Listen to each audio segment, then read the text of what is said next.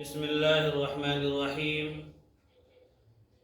آج کا سبق بہت مشہور ہے، ہمیں سمجھ میں آتا ہے، لیکن آپ حیرت زدہ رہ جائیں گے جب باتیں آپ سنیں گے۔ لفظ ہے استغفر اللہ۔ اتنی زبردست یہ ذکر ہے، میں گزارش کروں گا دور تک یہ میسج پہنچائیے۔ کیوں؟ جب آپ سنیں گے تو آپ خود حیرت زدہ رہ جائیں گے۔ ایک بزرگ ہیں، انہوں نے یہ کتاب لکھی ہے، پیر ذوالفقار صاحب فرماتے ہیں حضرت حسن بصری رحمت اللہ علیہ کے پاس ایک شخص آیا، کہا حضرت بڑا گناہگار ہوں، بتائیے کیا کروں؟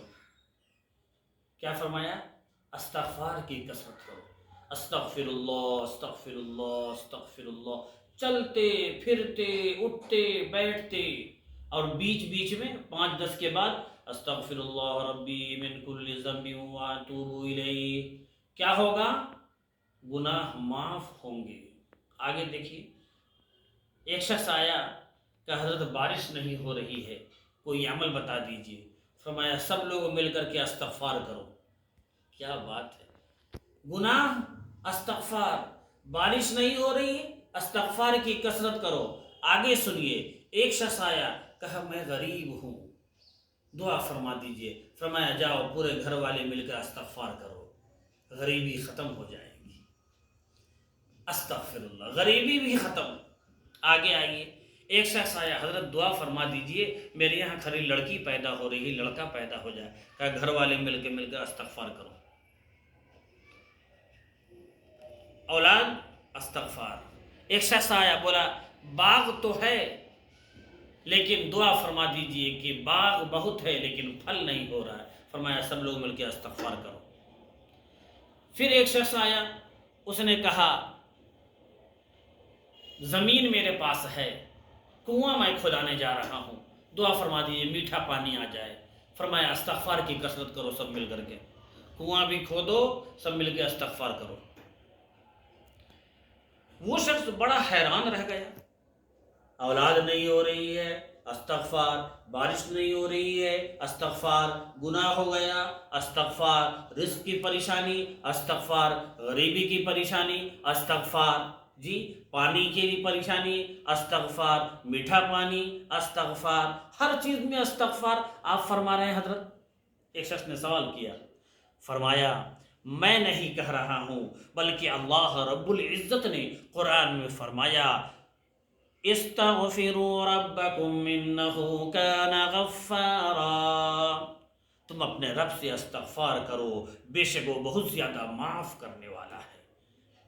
پھر فرمایا یرسل السماء علیکم مدرارا، موسلا دھار بارش تم پر بھیجے گا، تو بارش برسانے کا تذکرہ ہے اس کے اندر۔ آگے فرمایا وَيُمْدِدُكُمْ بِأَمْوَالٍ وَبَنِينَ، پھر دوسری آیت پڑھ کے سنایا وَيَجْعَلْ لَكُمْ جَنَّاتٍ وَيَجْعَلْ لَكُمْ أَنْهَارًا، یعنی جتنی چیزوں کا ذکر میں نے اردو میں کیا ہے سب کو اللہ رب العزت نے قرآن میں فرمایا ہے۔ کیا فرمایا؟ جو کچھ چاہیے تم کیا کرو؟ استغفار کرو اپنے رب سے، وہ تمام مسائل کو حل فرما دیں گے۔ لہذا میرے بھائیوں میری بہنوں، گھر میں پریشانی ہے، کیس ہے، اور دوسری پریشانی ہے، میرے نوجوان مالی اعتبار سے پریشان ہے، نوکری کے لیے ملازمت کے لیے آگے بڑھنا چاہتے ہیں، چلتے پھرتے اٹھتے بیٹھتے استغفار کی کثرت کریں اور پاک صاف رہیں، نماز پڑھیں۔